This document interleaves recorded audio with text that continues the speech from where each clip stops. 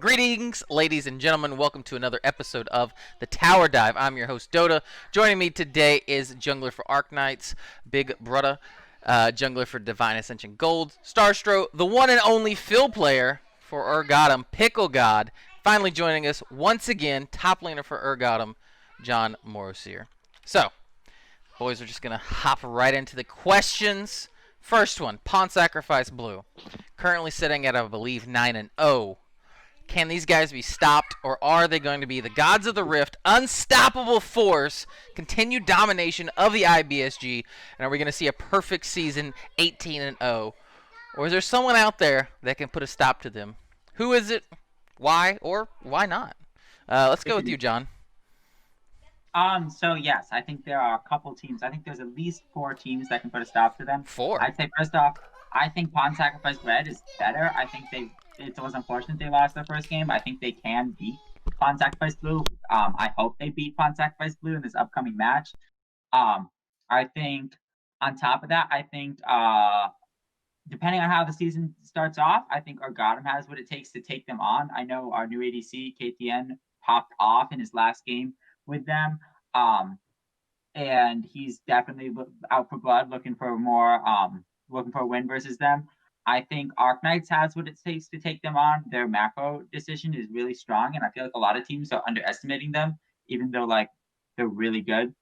And I also think Divine Ascension Gold has what it takes to take them on. Either Divine Ascension Gold or Dynasty. I could see both of those teams pulling it off, but I'd say it depends on if they're able to show up. And we've seen last week that Dynasty, I heard from Bonta that him and his mid laner was sick, so that was part of the reason why they performed so poorly. But I saw them as an incredibly powerful team, had one of the closest games of the season versus Pawn Sacrifice Red, and then they go and lose to KG2 as one snap. So they're a little bit of an unknown to me, but I think all the teams, the only teams that I don't see having any chance versus Pawn Sacrifice Blue would be Glacial, because they're just bad. And Aether, despite their new mid laner, I still think they're going to struggle throughout the league. And KG2 one snacks lost to Aether in their match.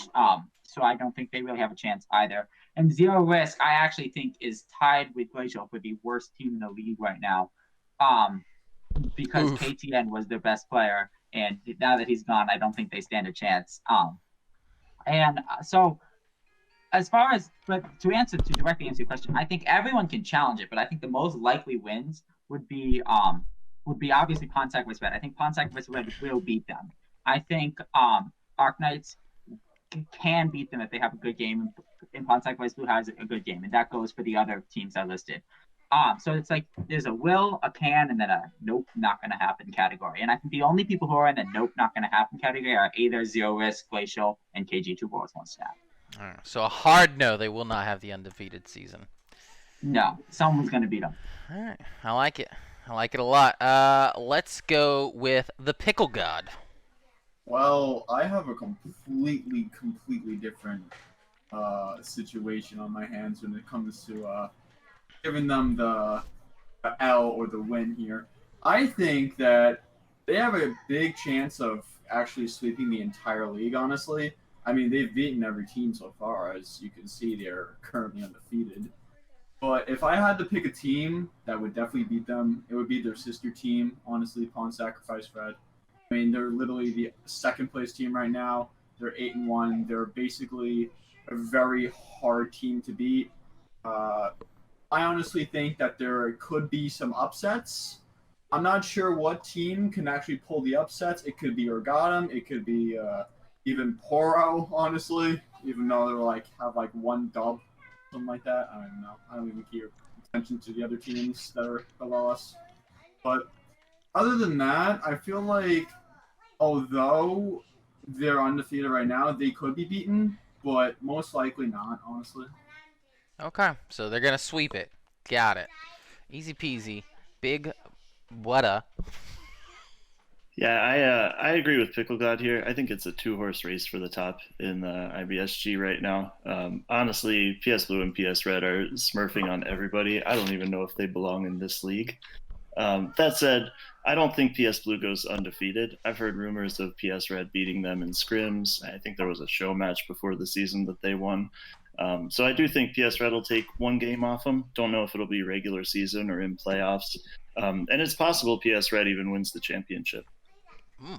Yeah, show match was very good, and then also I think it was week 1, the opener for Duo Esports was Red versus Blue.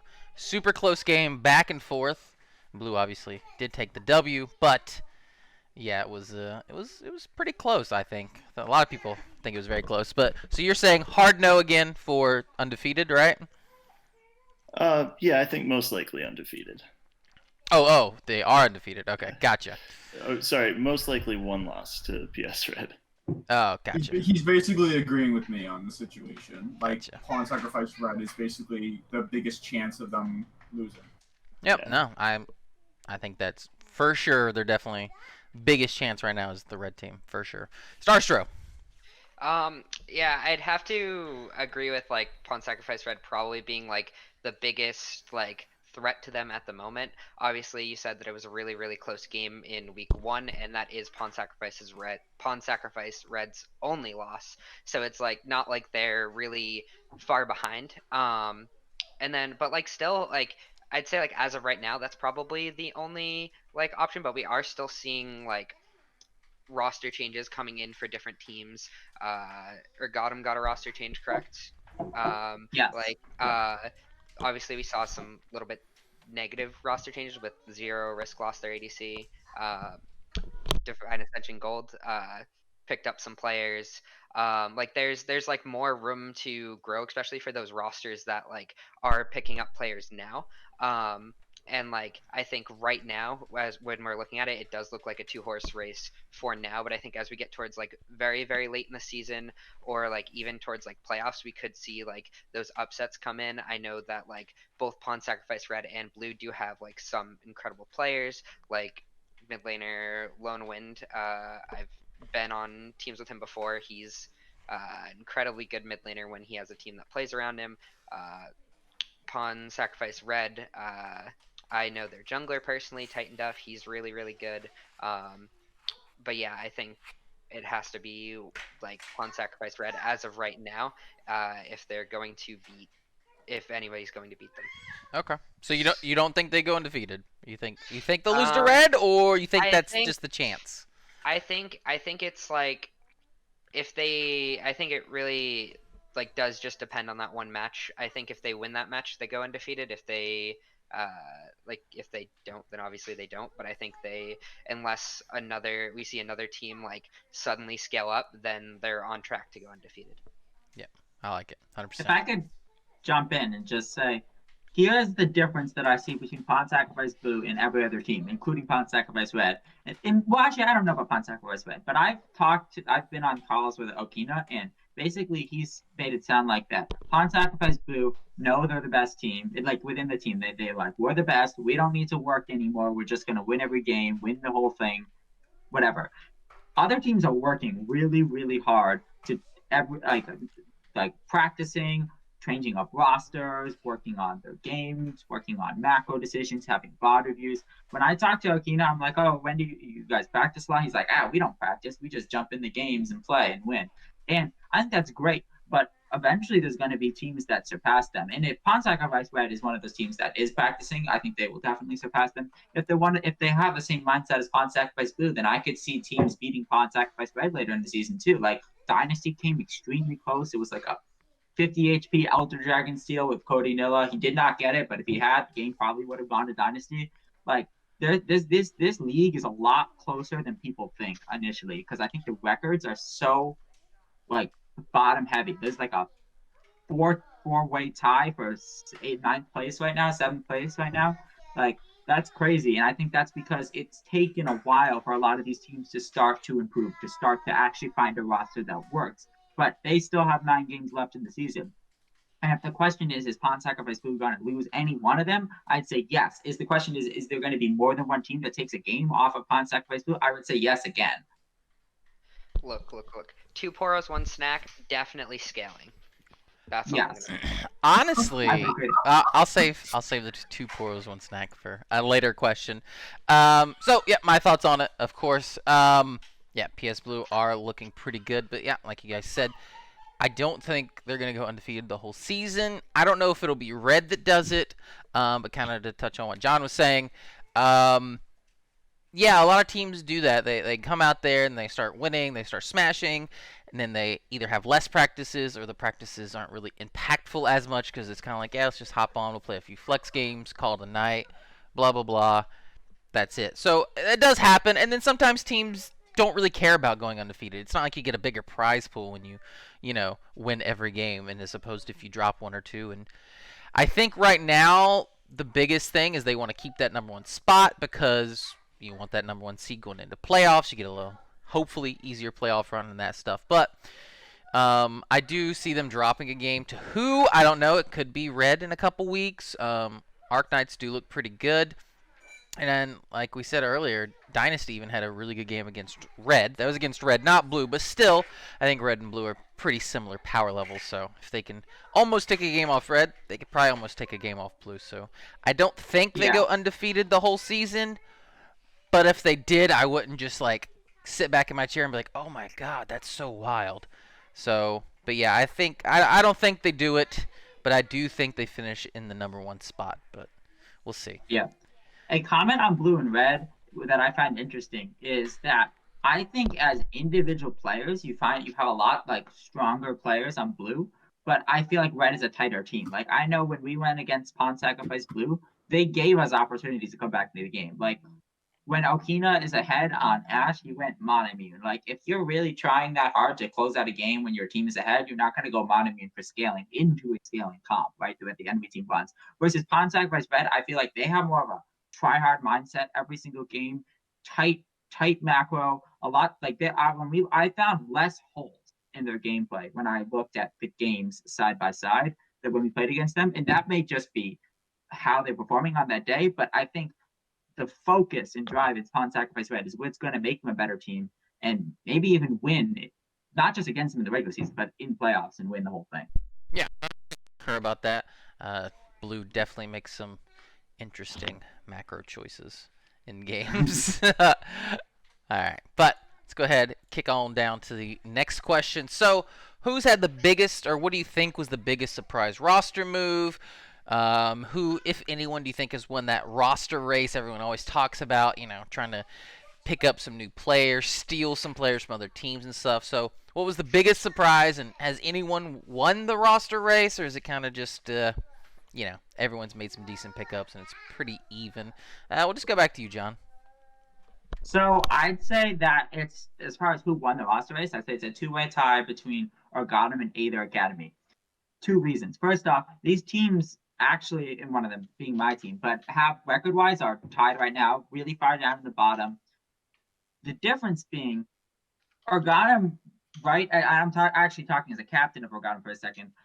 We thought our roster was good and fine, and that we just had to work out ourselves as players early on. And we didn't really start addressing those changes until recently.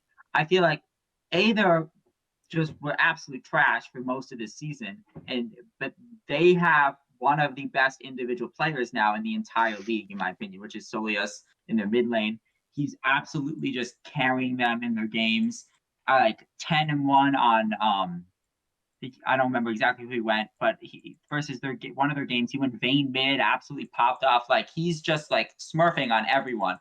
But here's the difference. As far as a roster race, like picking up an individual player, like he's kind of stole it. They either got that from Glacial. Glacial got some of Aether's players. I'm not sure why you'd want to take some of Aether's players. That doesn't really seem like a good trade to me. But Solius being on that team is going to put them in a spot to challenge for playoffs. But their team as a whole is not super strong, in my opinion. Versus if you look at Organum, I feel like there's finally a roster where that can compete and where everyone's comfortable in their roles, right? So if you look back to the beginning of the season to now, only two players have stood in their original roles, and those two players are two of the most consistent players, which would be Kageyasu in the mid lane and Biscotti running the jungler. And other than that, right, I started off the season as an ADC for the team. I then moved to top lane recently, but the first roster change, right, was Inferno Ninja used to be our top laner. He was then benched, and Pickle, who's here right now, played top lane for a week. Dark Factor 19 was still the support. Then what happened most recently was I moved to the top lane, and Pickle played ADC. That worked out well. We actually had an extremely close game versus Arknights. And then, but the most recent change, and this is the one that applies to the roster races, we were actually able to pick up KTN, who I personally believe is the best ADC in the league. And with KTN in the ADC role and Pickle back in his main role, which is support, even though called himself a field player, he's an incredible support player. I would say that Ogadam not only has a well-rounded team, but has the best bot lane in the league. And now, obviously, we haven't get to see them play against other bot lanes. So it's going to be a big weekend when we come back after our break. But I think Ogadam now has one of the strongest bot lanes in the league, an extremely consistent mid-jungle top lane rotation, and an overall much better roster than they had at the beginning of the season, which is something that the only other teams who I think who really had that monumentous shift would be Aether with their mid laner. But like I said before, that's a one-man team right there. It's Soleus gets fed and carries, or you lose the game. And KG, 2 Bros 1 Snack have been getting slightly better, but I don't think it's to the level that the other two are.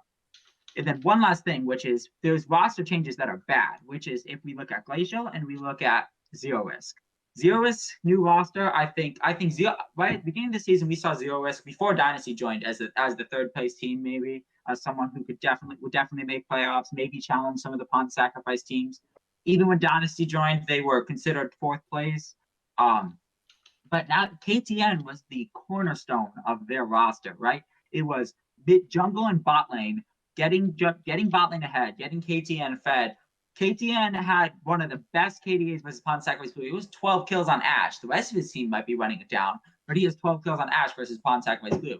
Obviously, Ashe isn't a carry champion you can solo carry on without team support.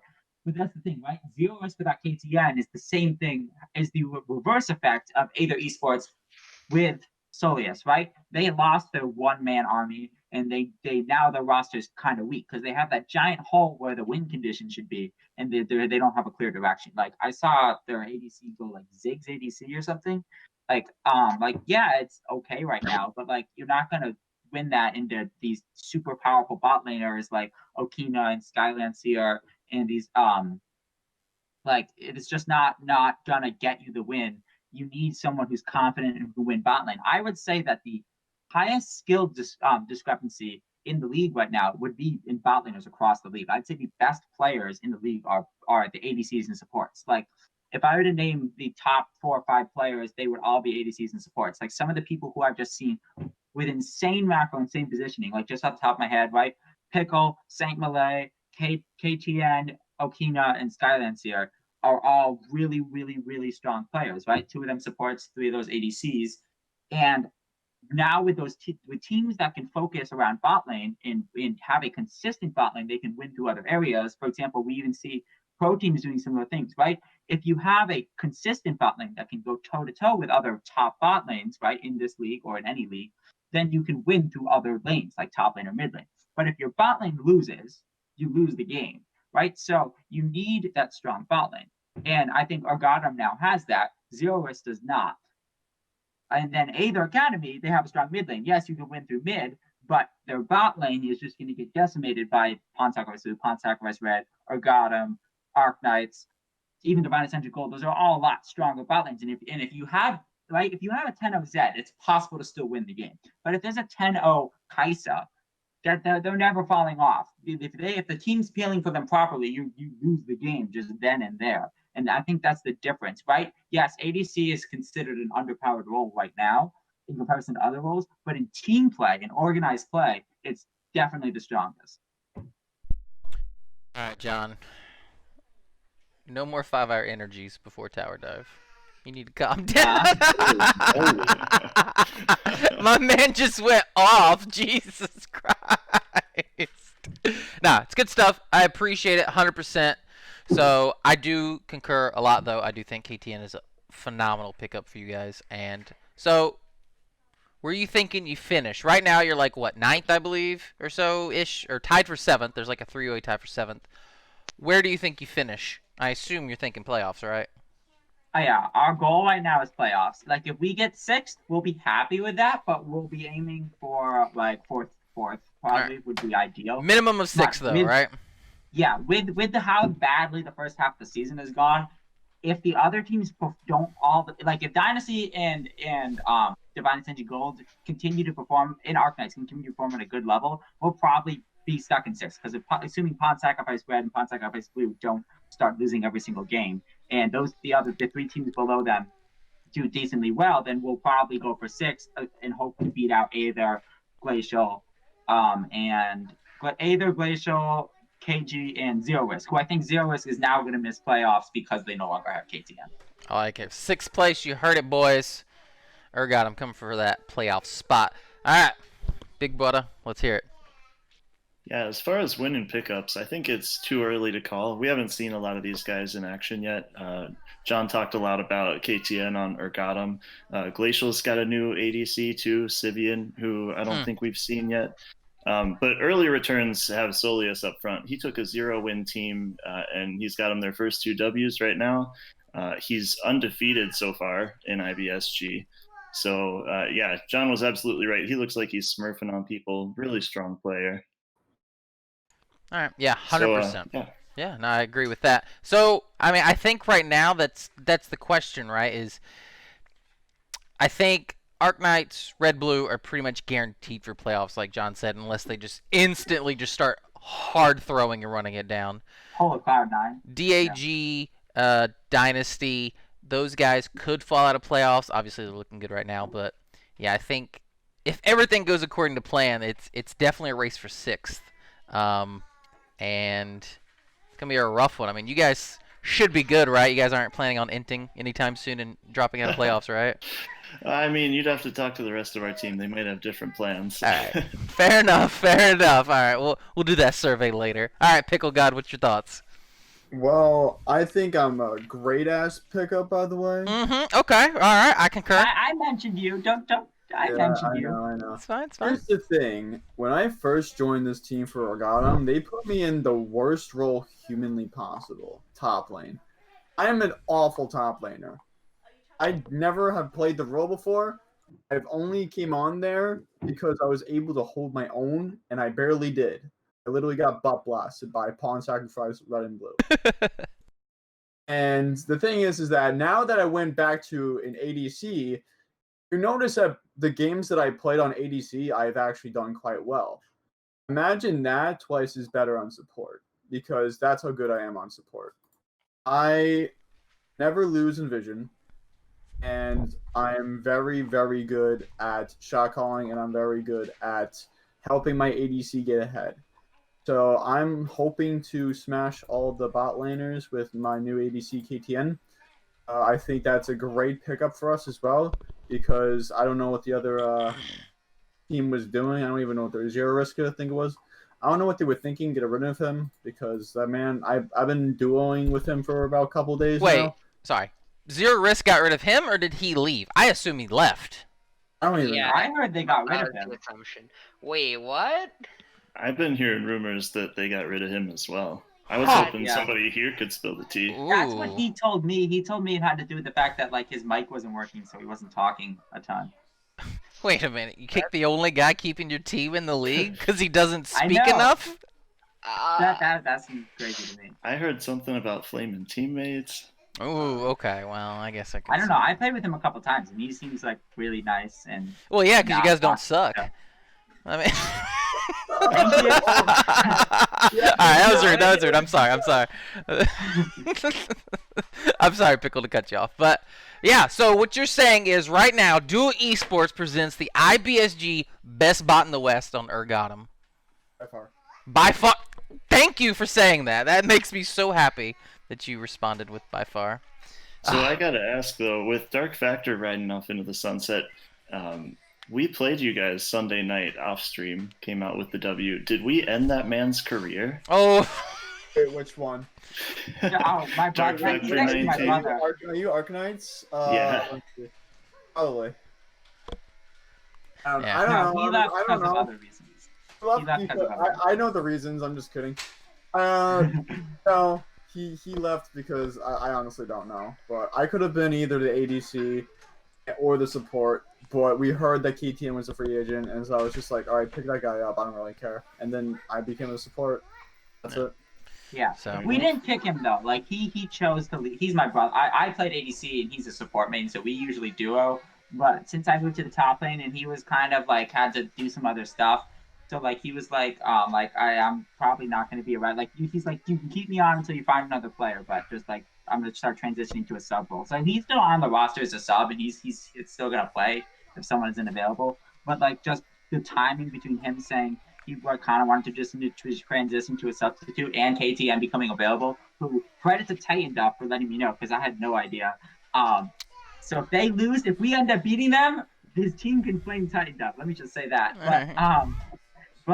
Yeah. So it was just a good timing for both things, but it wasn't anything Arknights did. I mean, bot lane went out really well. Like Pickle and Dark Vector were popping off that game. It was just Scion is unkillable with 40 minutes into the game. That was pretty much the kid. yeah. So long story short, big brother. Yes, you ended that man's career. Big shout out to Titan Duff That's again. not what I said. Big shout out to Titan Duff again. I'm pretty sure this is like the legit 4th time in a row someone has been like, yeah, thanks to Titan Duff, blah blah blah happened. This man has his fingers in like everything in this community. Every game's jungle diff, dude. It is. This man is the puppet master for Duo Esports. I report to him every night, give him a write up of what happened. All right, well, there you have it. Best bot in the West by far. Forgiven, rest Yeah. in peace. But I do want to say, while our new bot lane may be insane, mid and jungle, I feel like I'm not giving them enough. Right, they're not getting enough credit right now because our mid lane and our jungler are both extremely consistent and extremely insane. Right, my jungler is known. I mean, my mid laner is known as the bronze player, right? But he's crazy. So I'm just letting you guys know that's part of right. They were the cornerstone of our roster for a long time, and now we just have people who can play up to their level. I think that's the big thing to take away from this. Yes, our bot 100%. lane's insane. Yes, our bot lane's insane, but more so, our team is insane. I'd say I All don't right, Starstro, let's hear your thoughts on this subject. All right.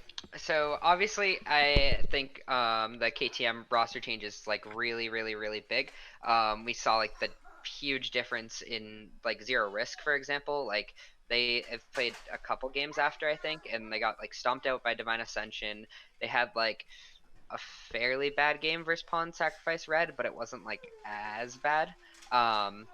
And then like obviously like wherever KTM goes, there's definitely going to be like a huge upgrade there. But we've already talked about that a lot. So I want to bring in another like couple of roster changes for Divine Ascension Gold. Obviously they brought in a new jungler. Put Divine. Oh, into who's the top lane. jungler? Some guy named Starstro. Ah, 64, okay, I think. okay. Fair enough. Yeah. And like so far it's looked like pretty good. I think we've only seen 2 games, and I don't remember who the first game was against. I think it was against one of the Pawn Sacrifice teams, if I'm correct. That was like the day after the roster change was made though, so they weren't really like they hadn't like played together as a team yet. Or we hadn't really like played together as a team yet, which had less good results. But then obviously coming in, Zero Risk got pretty much stomped in every lane. I think the only lane that like technically wasn't stomped in was like a Shen versus Urgot lane, but like Shen was impactful around the map, and like Urgot still went 1-7. So like like when your best looking like players end up being like jungle and mid with like 4-7 and 0-3, it's a pretty big stomp. Obviously Voidalive got his Vel'Koz that game. That looked really good. We saw the most deaths on a player for Divine Ascension be 2 deaths for both support and top lane, everyone else having 1 death. Lexar and Kumo had a really, really, really easy time in the bot lane with 12-1-7 Tristana that pretty sure got the MVP for that game. But it's just like there's just like I feel like a lot of threats from like every role, and I feel like there's like obviously like Void Alive has that carry potential, can go onto utility as well. We've seen a lot of play through bot. There's definitely been like a big difference in like aggression in terms of like jungle.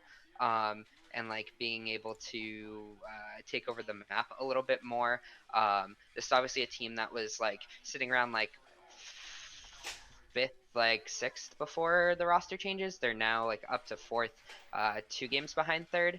And like even though like looking that like you could say that like Zero Risk like had like or Zero Risk are like really bad right now, but like they had like in comparison like even like Pawn Sacrifice Red had a slightly worse game versus Zero Risk than like this sort of game. So we're definitely like seeing like a lot of growth in Divine Ascension. Like it is still like a new roster. It's one of those teams similar to Ergatum with like KTM, how they're having like big roster changes, big like swaps, that new like carry players coming in. I don't believe the new starting support has debuted yet. I believe because we did have Kumo that day, so there is another roster change coming through, which we will see in the upcoming week. So that's Ooh. and that's A little definitely- insider info. All right. Yeah, the roster's already posted. So Oh, okay. Never mind. yeah, roster's already posted. It just hasn't had a debut yet. But like, Void's definitely been like a scrim god. I think Lexar had been really good. He's been doing good scrims, but he's like really shown it on stage in that last game.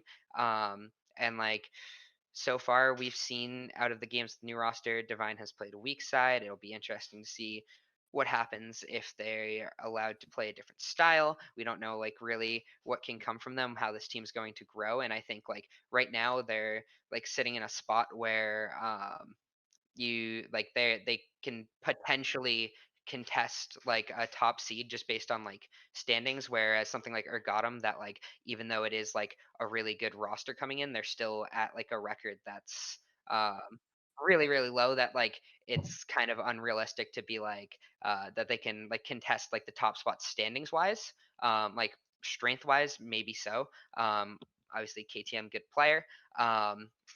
And like probably the biggest like name addition. Obviously they got more additions that look really good. But yeah, we'll just have to wait and see. All right. Nah, I like it, man. I like it. So, Fwaki, when you're editing this, put up like a little outline blur for an anonymous source and just put biggest roster move, picking up Starstro. Anonymous source. All right. I'll give my thoughts on it. So, I think a huge roster move is for 2 Poros 1 Snack. They picked up a new top, I believe it was top laner only, could have been more than that, but I believe it's Titty Andala.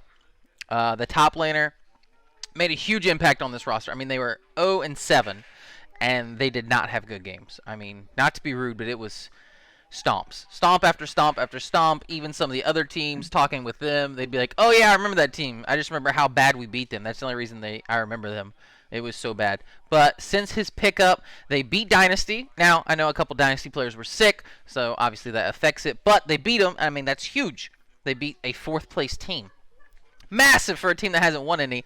And they played Pawn Sacrifice Red, and it was a banger of a game. I think it was like 40-some minutes or something like that. Absolute banger.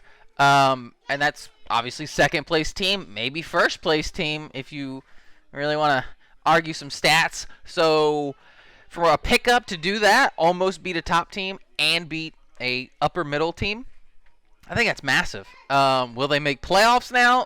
Ooh, now we stretching. Because to go 0-7 and then make playoffs, that's a hell of a run. Can they do it? Yeah, it's plausible. I mean, Zero Risk lost KTN, so we're going to throw them at the bottom of the barrel. Aether, maybe they can pull it out with the new mid laner. But we'll just say for the sake of argument, bottom of the barrel team. Glacial, bottom of the barrel. Ergatum, they thinking they're going to take this top 6 spot. Maybe 2 Poros 1 Snack also contest for that number 6 spot. It could be a solid race.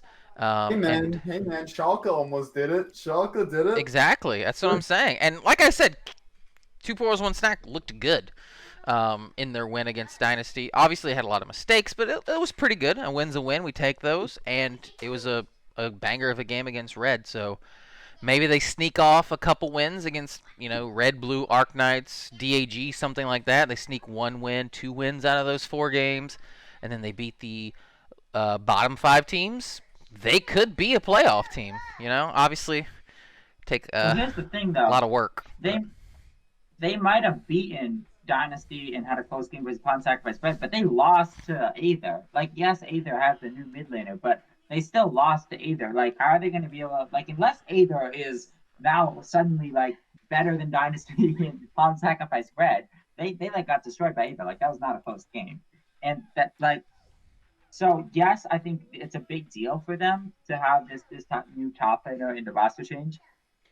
But I think there's just too many teams above them challenging for these spots. Like, I'm hoping that people have competitive games versus them, because, like, I know Okino was saying that they're better than their record suggests. I heard that Pawn Sacrifice Blue was trolling that game, and that's why it was such a close game. Regardless, I think they're a good team. I think, though, if they can't even beat Aether Academy, then they're going to be in for a rough rest of the season, though. Like, because Dynasty, like, I watched that game. Like, yes, KG played well, but Dynasty played very poorly in comparison to their other games. So I think it's hard to tell. I'm not trying to take away credit from the team, but I think, like, it's definitely not, like, we can't really argue that it's bigger than Aether's change, because Aether beat them and it wasn't a close game. So, like, that I'm curious to see Aether play some other teams. And then, like, Aether lost upon Sacrifice Red, so, like, Aether went and lost to Zero Risk, which makes me think that even though we're calling Zero Risk bad, is Zero Risk really still better than KG24 Snack and Aether Academy? And the other question is, can we really base anything off of anything until we see these teams play each other? Because who knows? Like, really, who knows? Because some teams, their strength lies in consistency. Some teams, their strength lies in their ability to pull out the touch. Today, my guy. All right, fine. I'll stop talking. Well, I'll let you know. I can tell you the answer because I write all the scripts for the leagues. But moving on to the third question. So a few weeks ago, Tower Dive analysts predicted where all the teams would be placed in the standings at the halfway marks. And I'm going to ask you guys, who are your... Let's just go with top 6 team for playoffs. Just run down through the list. Doesn't really have to be in order. If you want it to be in order, that's fine. But just let me know the 6 teams that are making that cutoff. Let's start with you, Starstro. All right, so obviously we'll get Pawn Sacrifice Red and Blue out of the way. Yep. I feel like that's pretty obvious. I think we should see probably Divine Ascension Gold in third. I think Arc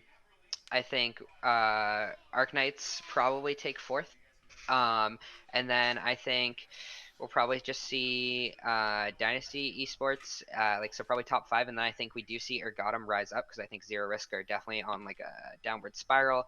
Aether obviously does look better than they did before, but I think Ergatum's definitely got like more tools, like Glacial and 2 Poros 1 Snack I think are behind as well. So I think Ergatum ends up sliding into that like 6th spot, and that might not end up being like the actual power of the teams, but I think like in terms of like the standings might not indicate the power of the teams, but I think that's like how they'll end up like placing seating wise at the end of the season. Yeah, no, 100%.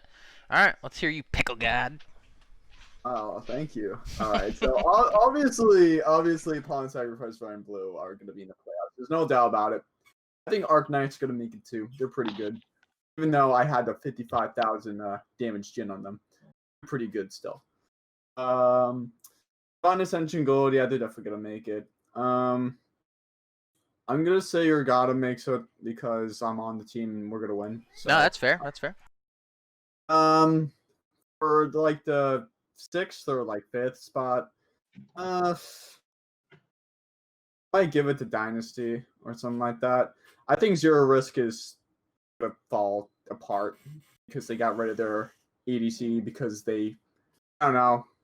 I honestly don't know the reason, but they look like they're not doing well now. I think Aether Academy might get a few dubs, but I don't think they're actually gonna like make it the playoffs. I think they're gonna be like 7th, 8th, close to there. I think Poro is still gonna be in last place though, but I still think they're gonna have a chance of winning. Same thing with Glacial as well. I think they're just gonna fall apart.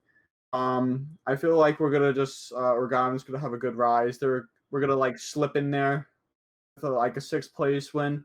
Other than that, I think basically it's the same exact thing.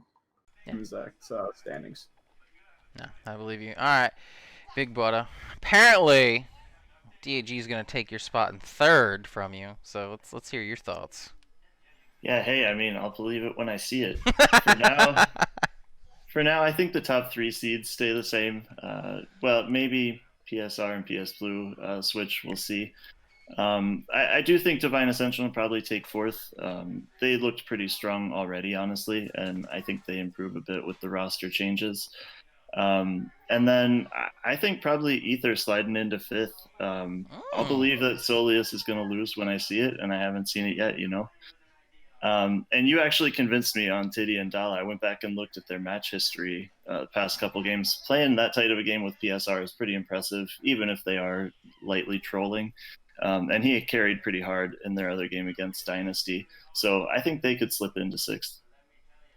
Okay, so you got the Pawns, Arknight, DAG, what was it, Dynasty or Aether, and then 2 Poros, 1 Snack. And then 2.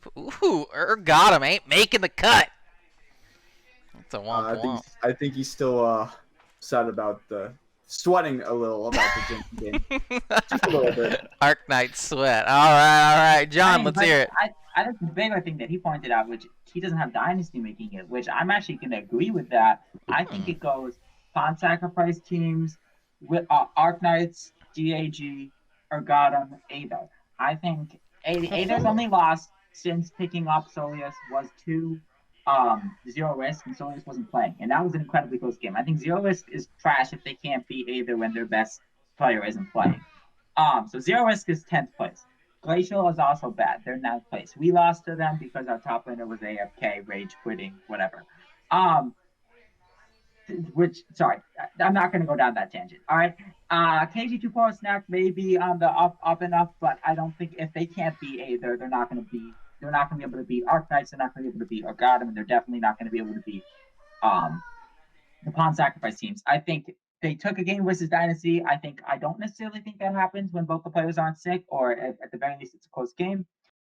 It's still, I think Dynasty is honestly maybe not going to make it, depending on how they're able to perform. If they're able to pick up the 4 wins versus Zero Risk, Aether, Glacial, and KG2 Pours 1 Snack on the back half of the split, then they will make it just based off of record. And then Aether won't, and I think Ergatum will. But if they lose any of those games, they won't make. I don't think they'll make it, because I think they will lose it to Arknights again. I think they will lose to Divine Ascension Gold. They'll lose to both Pawn Sacrifice teams, and I think we can beat them as Ergatum, because we had an incredibly close game with them before Pickle was in the bot lane and before we had KTN. So now it's probably not even gonna be close.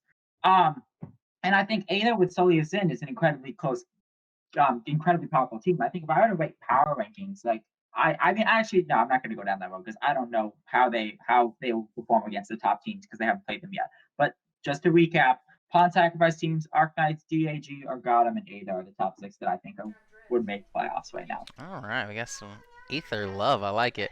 All right, my thoughts on it. Yeah, I think top 3. I think you can bet the farm on that. It's easy peasy.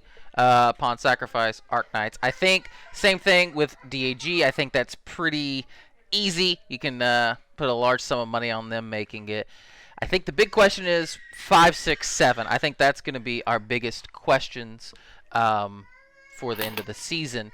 Dynasty and Aether, I honestly think those teams are super similar. Score-wise, no, but now with the pickup of the mid laner, I think Aether and Dynasty, to me, seem very similar. They rely a lot on the mid lane to carry. A lot. What's his name? Jackson carries super hard for Dynasty. He's usually popping off. Same thing for the Aether mid laner, Soleus. So to me, those teams, I feel like that's a liability when you have a one player hard carrying everyone, because then what happens if he gets super hard jungle ganked, or the other mid laner whips out some weird off-meta cheese, or you just straight up 3-ban the man and then first pick his champion away type deal. That to me, I guess, is a worrying factor, because if you only have a super strong link and then the other ones are, kind of mediocre, not doing so hot, then it's yeah, maybe he gets shut down. And what are you gonna do without your best player, who's hard carrying you? Probably lose. That's probably what you're gonna do. So fifth, sixth to me are super big questions for those reasons. I know Dynasty recently has picked up a new jungler. I don't believe he's played yet, but he's supposed to be pretty good. And Vaunted went back to support, which is more so his main role. So I do think that helps Dynasty a bit in that regard.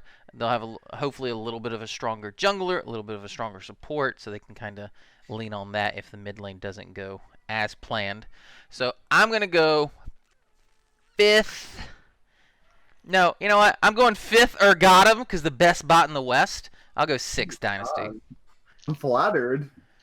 So Also, just a point on that, like mid lane, like being your like big carry too, is when you look at like them playing into like the top teams and stuff like that, where it's like you have mid laners like Lone Wind and like Spike that like let's just say like maybe potentially that you can like beat those mid laners, but can you beat them like hard enough that like you can make up for the rest of the team potentially not winning their lanes when you have these like stacked rosters that you're playing against? yeah, no, 100% agree with that. Yeah.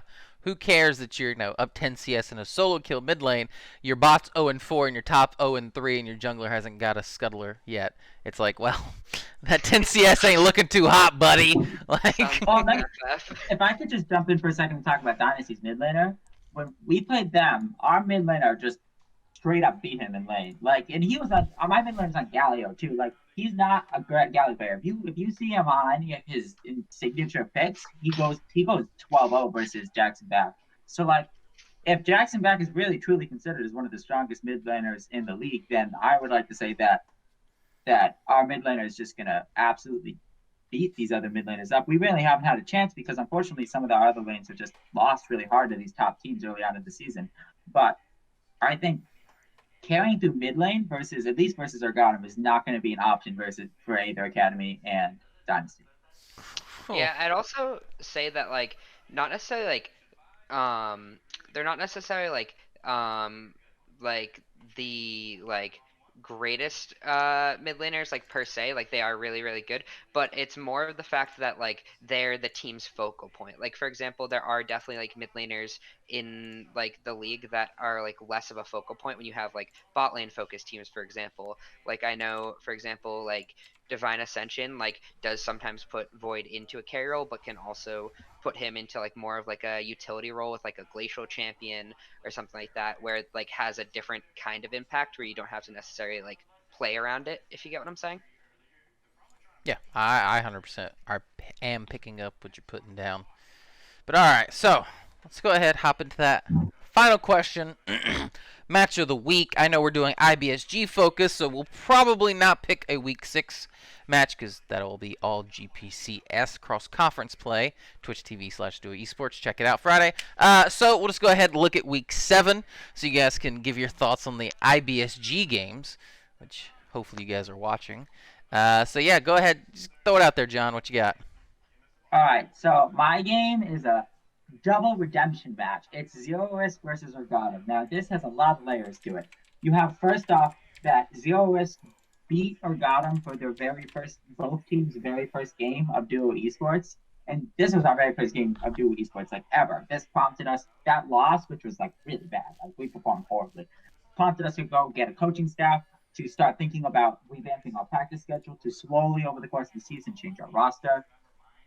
Right, so that we have our big we want to beat this team because this was like we think we know that we're better than them now and that we're gonna beat them. So that's a big redemption game. But on top of that, you have KTN, Zero Risk's all-star ADC now on Urgodum is gonna come back and just smash their faces into the ground. Like that's gonna be a great game because Zero Risk, KTM was the reason that Urgodum lost their very first game of the season, and now KTN is going to be the reason they win their very first game of the second half of the season, and I think that's just going to be very cool. Now, on top of that, I think it's going to be a pretty close game. I think Zero Risk is still a decently strong team, even though they've kind of fallen from grace. I think Urgodum will win. No, I know Urgodum will win. and I think it's going to be a fun game to watch. Unfortunately, it's not streamed right now. I'm going to see if I can try to get streamed, but I think that's going to be a cool game because of the redemption arc there and the revenge match for Gotham and KTN. No, I like it. Big brother, what are you thinking? Yeah, I actually am going to go ahead and pick a Week 6 game because I think there's some pretty hype matchups in the cross-conference play. So apologies for going GPCS here. But I think Phoenix DOV Thunder is going to be huge.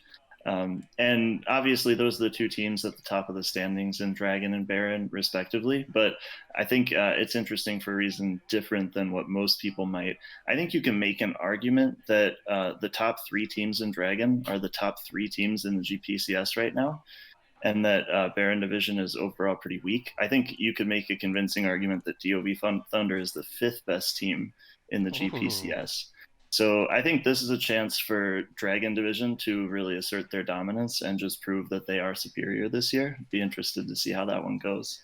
Nice. As far as Week 7, the obvious pick is PS Blue versus PS Red. That one's not being streamed either, and I wish it was because it's going to be working pretty on hype. it.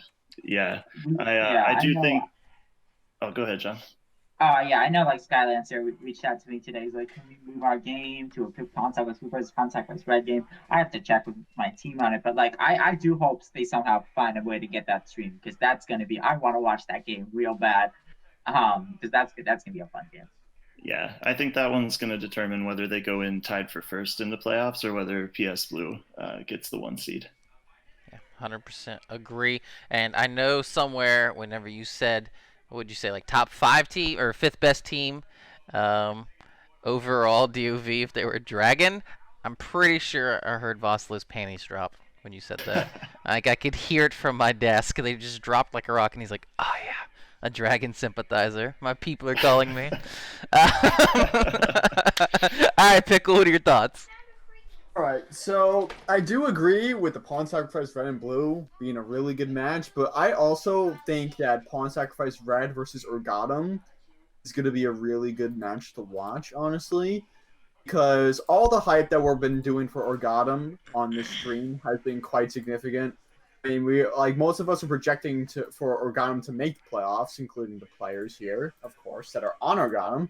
So we really need to step up and show everyone who is watching this and just everyone in the entire league in general that Urgatum may have a chance to reach the top playoff seeds and have the chance of taking wins over Pawn Sacrifice Red, Blue, and other teams. Ooh, the hype's gone too far. Yeah. Dota, you got to diversify the talking heads a little more because Urgatum love is too much for me right now. I'll be honest. PS Red. I'll be honest, you guys are super scaring me because if anyone watched Tower Dive last week, which you should, YouTube us. We're on YouTube /Duo Esports.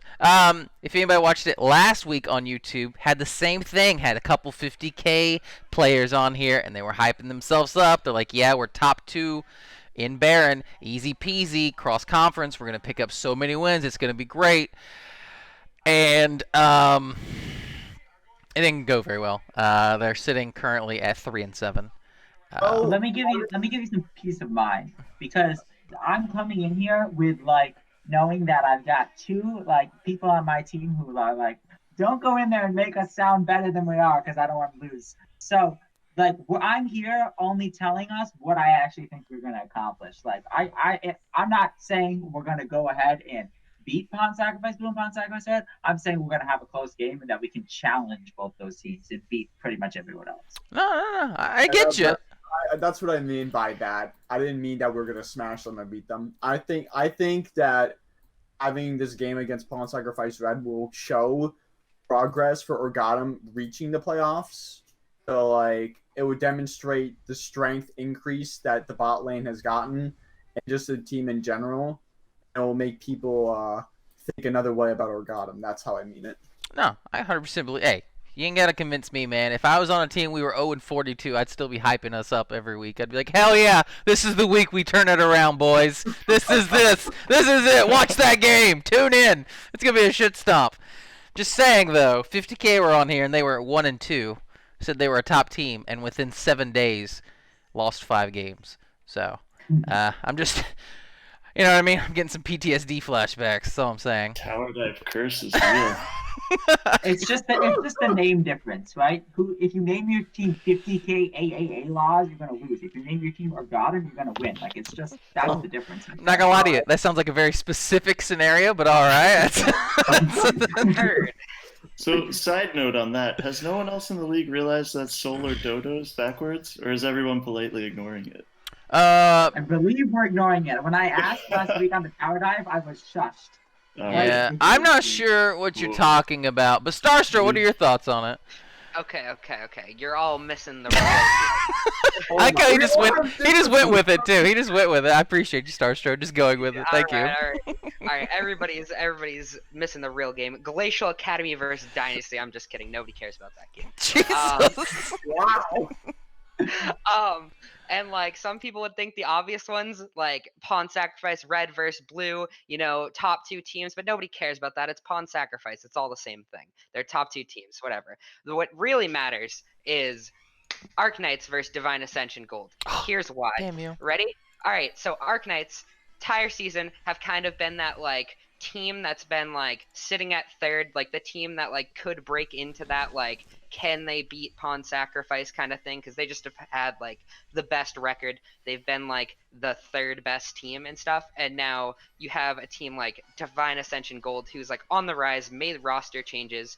Like we haven't really seen those roster changes like put to the test per se. Like we've only seen like with like an actual practice roster, we've only seen them like stomp out Zero Risk, which obviously not looking so hot right now. So this will be like the first big test for this Divine Ascension Gold roster. It'll kind of be that like, will they push into that like, is top 4 now relatively close, or is it like Divine Ascension's like the top of like the bottom of playoffs, if you get what I'm saying?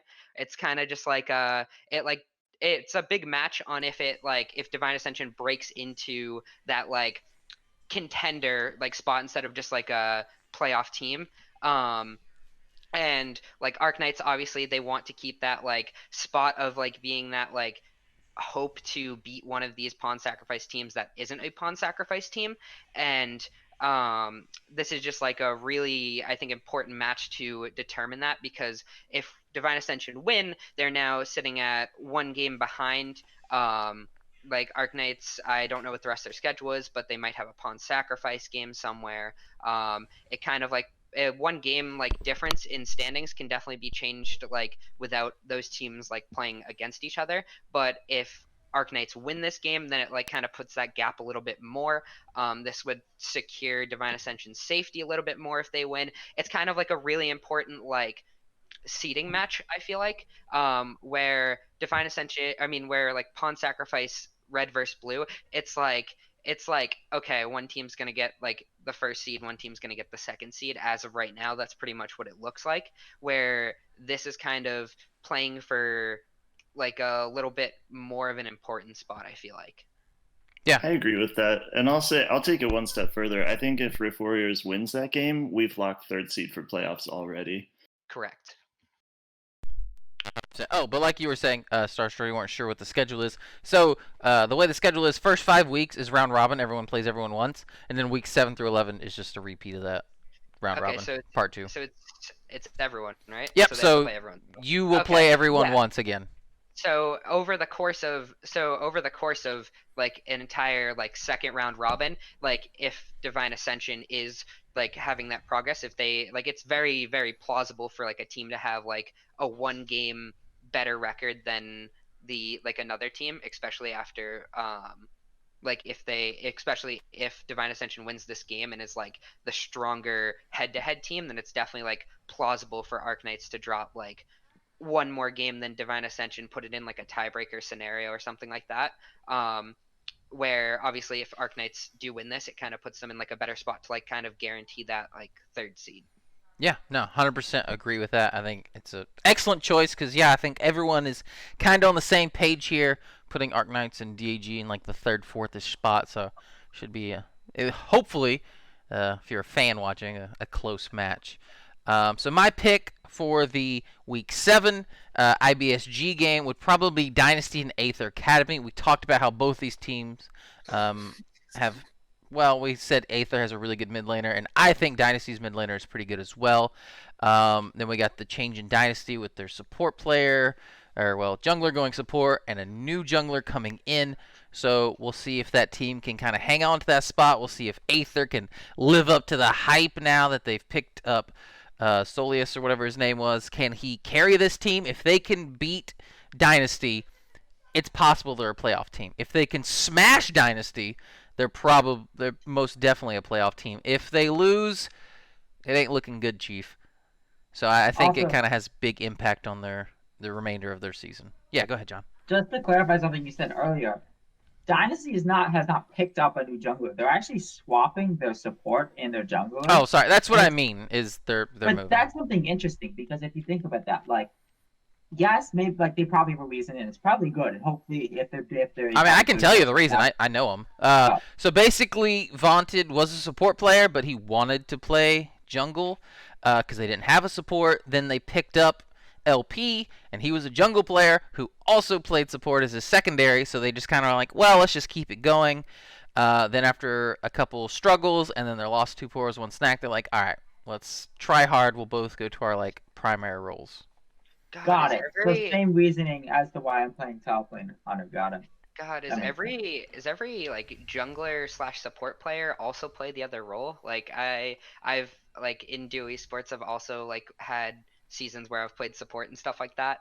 Well, it's and because I am junglers don't know how to last hit, neither do supports. exactly True, neither role true. requires hands. You're absolutely right. I mean, honestly, it kind of does make sense. Also, I do think, honestly, like the whole last hit thing. Obviously, I'm half joking, but it is true. And then also, I think jungler and support a lot of times are the shot callers of the team. They're always focused macro oriented type deal, looking at the mini map a lot. So it kind of makes sense to go from a role you can shot call to another role that you shot call and don't have to farm. Junglers need to know how to last hit better than their laners so they can take their farm. What are you talking about? Okay. Yeah. That's the best way to watch me flash under the enemy tower. But anyway, all right. So I think that was a pretty good episode. That's all we have for this week. As you can tell here, Urgatum is the best team in the league by far, and they will end up #1 at the end of the season. I think we all can take that away from tonight's episode. Whoa. Hold up. Hey, I'm just recapping for people in case they fell asleep and they just woke up for the last second or two of the video. But yeah, appreciate you guys tuning in. Yeah, with my team. Yeah. Obviously, you should be on YouTube watching us. Give us that subscribe, leave a like, check us out, twitch.tv/DuoEsports. We're also on Facebook, Twitter, all that jazz. We'll be streaming Friday, Saturday, and Sunday starting at 7 p.m. EST. Twitch.tv/Duo, and we'll catch you guys next week.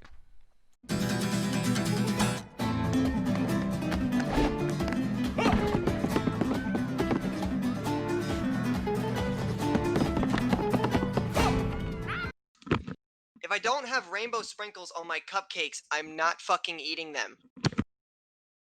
What's up, guys? It's Pablo553. Write it down.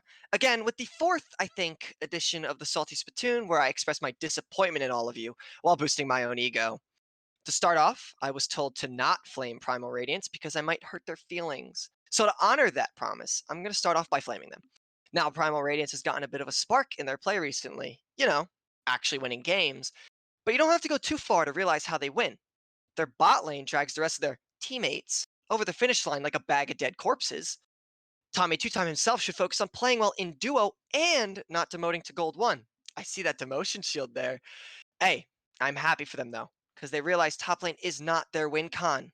It's about fucking time, nuffies. I don't really get to take advantage of editing the Tower Dive very often, but I think I'm sick of your shit, Pablo. I think I'm gonna change this up a little bit.